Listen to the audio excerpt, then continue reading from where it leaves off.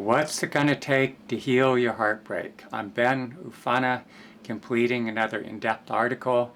So much detail that I want to be sure to include, so I'll be reading from the article itself. Let's dive in. If you're in the midst of a breakup, if you've been ghosted, you're struggling with attachment wounds, rejection, unrequited love, you're hurting. You may feel destabilized and restless, unable to quiet your mind. And you just want the pain to stop. And the questions begin circling your mind. Am I ever going to get through this? How long is it going to take? And what do I have to do to get over this?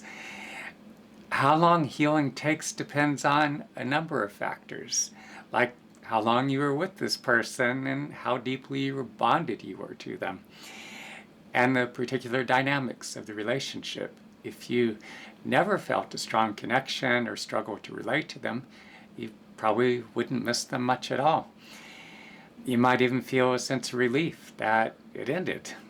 But if you love them deeply, and if their presence felt stabilizing, if they registered in your body as home, the rupture is going to cut much deeper, and it's going to take longer to move through. And if this breakup has activated earlier neglect, abuse, or unresolved attachment wounds from childhood, the pain could run deeper still. At that point, you're not only grieving the loss of a person, you're also grieving the safety, love, and security you may have needed long ago but never fully received. People caught up in painful relational dramas often tell me that they want to heal, but over the years, I found that most do not truly comprehend what they're going through or the extent of their own emotional wounding. And when it comes down to it, many are not willing to do what healing actually requires. As a result, the wounds remain. The sadness, hurt, rejection, the lived experiences of loss stay lodged in the body, undigested. When that happens, they begin to contract around the relational drama and the emotions tied to it. The world narrows, their capacity to love and receive love diminishes. When we form a strong attachment to someone, we want to love and to be loved by that person. We want the relationship to work. We invest emotionally. We begin organizing parts of our lives around this bond. So when that love is lost, or when it is not reciprocated, the pain can feel excruciating. Yet, as devastating as that rupture can be, it also presents a profound opportunity. The loss exposes the deeply wounded parts of us that have been driving our attachment patterns all along. For many of us, the first impulse is to resist the pain, which is understandable because it feels unbearable. We distract, analyze, chase, suppress, or try to override what we're feeling. But it is precisely when we stop resisting and begin embracing our lived experience, staying present with the grief, the longing, the rejection, the abandonment, that something begins to shift. As we metabolize what we are carrying, we do not simply recover, we transform. Our capacity to love and to receive love expands. And we become far more likely to attract and sustain the kind of grounded, reciprocal, healthy love we have been longing for. Where so many of us get into trouble is that we were never taught how to work effectively with our emotional responses. Many of us are carrying deep emotional wounds that trace back to childhood and adolescence that follow us into our adult lives. They don't simply disappear because we grow older, they remain active beneath the surface. Whenever we form an attachment to someone or become romantically involved, difficulties inevitably arise. Misunderstandings, ruptures, rejection, and inconsistency. But because we haven't learned how to work constructively with our emotions, we are unable to metabolize what we are experiencing. Instead of digesting the pain and integrating the lessons, we react, suppress, ruminate, or withdraw. As a result, we're not truly learning from our lived experiences. We're not healing or growing. The wounds not only remain intact, but often deepen. And we end up suffering far more and for far longer than is actually necessary. You cannot heal what you are not feeling and digesting. This is why I continue to emphasize the critical importance of this practice. It enables you to metabolize what you are carrying instead of rehashing it endlessly in your mind. Start by acknowledging what is happening in your life, and then ask yourself, what am I actually feeling in response to this? Where are these feelings and sensations situated in my body? In the chest, the throat, the abdomen, or solar plexus? Breathe softly and deeply as you immerse your awareness in these feelings and bodily sensations. Stay with them. As you remain present in the body, the mind often begins to sort things out on its own. Insights arise. Creative solutions emerge. As this deeper process unfolds, stay grounded in the felt sense. Now, there's something many people don't want to hear, but it needs to be said. It has become increasingly difficult to get people to commit to any kind of intensive daily practice. Life in the current digital age demands a great deal from us. At the same time, many of us are living in a state of what could only be described as digital ADHD. Many of us are constantly on our devices, scrolling, clicking, reacting, repeatedly firing the brain's dopamine reward cycle. Our attention jumps from one thing to the next. We become less able to focus, less able to remain still. Over time, this erodes our interoception, our awareness of our internal state. Many people have become profoundly disconnected from what is happening inside their own bodies. Healing requires commitment. It requires far more deliberate and sustained effort than most people are accustomed to. When you consider the stresses we face daily, the demands placed upon us, and the excessive digital consumption layered on top of it, there is a tremendous amount to metabolize. This is why I encourage people to commit at least an hour a day to the kind of practice I described above. Without it, your lived experiences, the stresses, and the emotional activation that goes undigested will continue to accumulate in your body. You become heavier, sluggish, increasingly contracted around what you are not processing.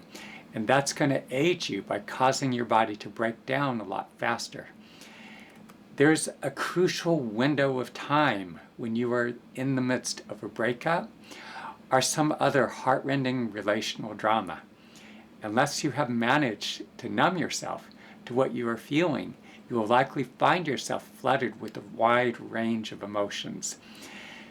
This is not incidental.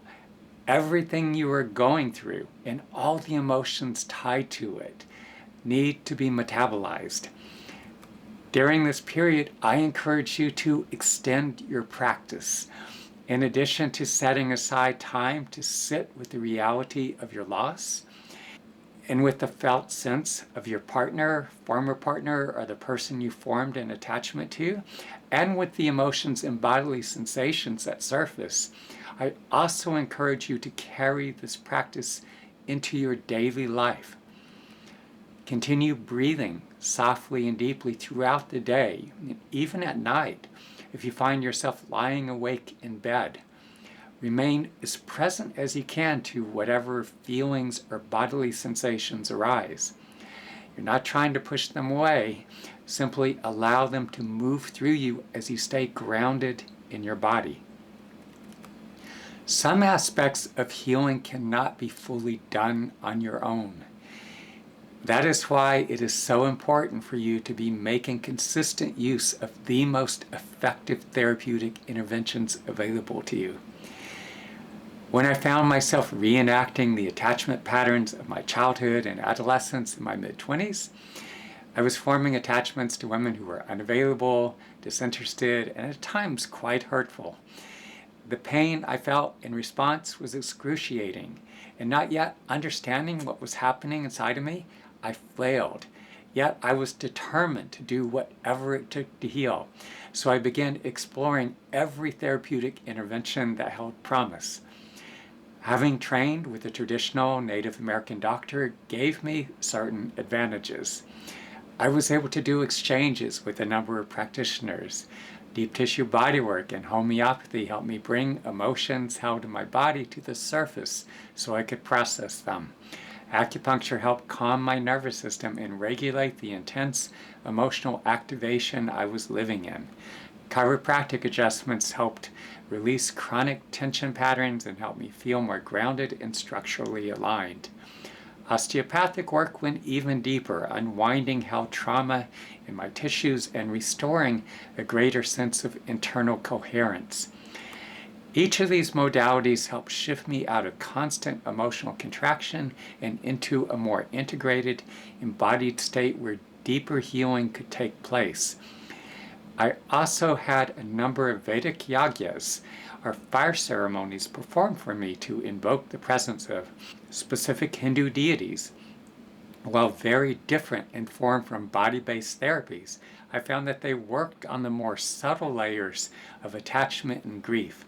Over time, they helped dismantle the deeper emotional imprints tied to heartbreak and unresolved attachment wounds, supporting the broader healing process already underway. Of all the therapeutic interventions I've experienced, the sessions I've done with truly gifted healers and the Vision Quest have by far been the most powerful. During the Vision Quest, there have been times when I could feel an extraordinarily powerful presence descending into my body.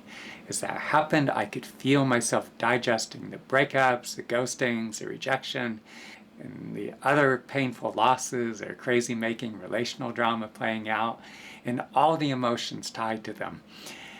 Something fundamental began to shift. I could feel a whole new internal foundation gradually taking shape. Over time, the quality of my relationships began to improve. I found myself capable of a more grounded, reciprocal kind of love. Trained by a traditional Native American doctor from the Kiowa tribe, and having gone through so many Vision Quests, I work as a conduit, as indigenous healers have done for thousands of years. There have been many instances in which I've worked with individuals caught in toxic relationships who are able to quickly let go of those unhealthy attachments and move on. Others in the midst of a breakup were able to metabolize the loss and regain their footing within just a few sessions. When the work penetrates deeply, shifts can occur far more rapidly than most people assume. In my case, the emotional wounding ran extraordinarily deep. For many years, I've been taking advantage of every opportunity to do deep tissue bodywork and other therapeutic modalities.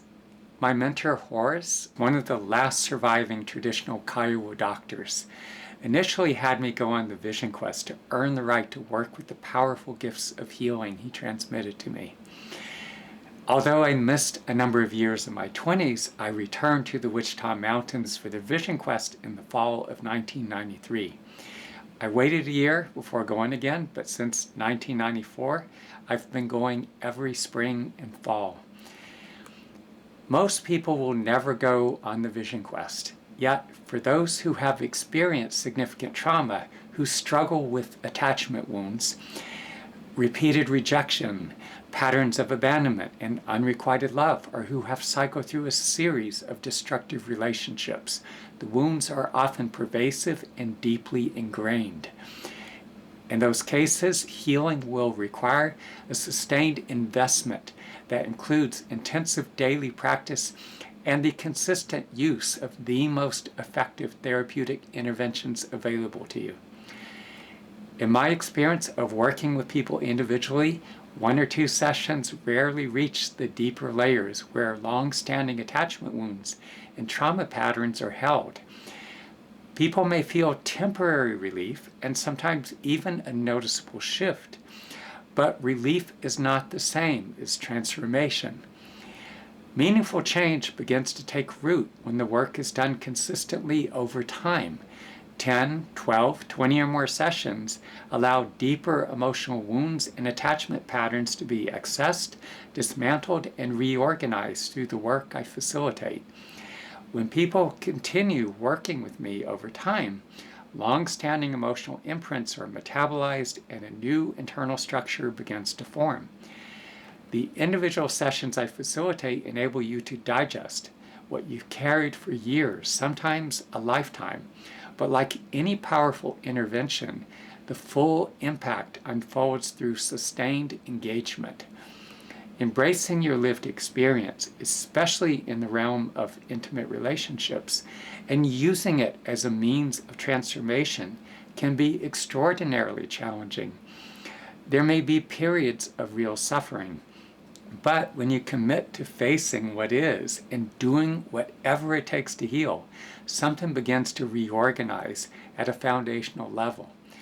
Over time, that internal restructuring is reflected back to you in the kinds of people who enter your life and in the depth, stability, and reciprocity of the relationships you are able to sustain.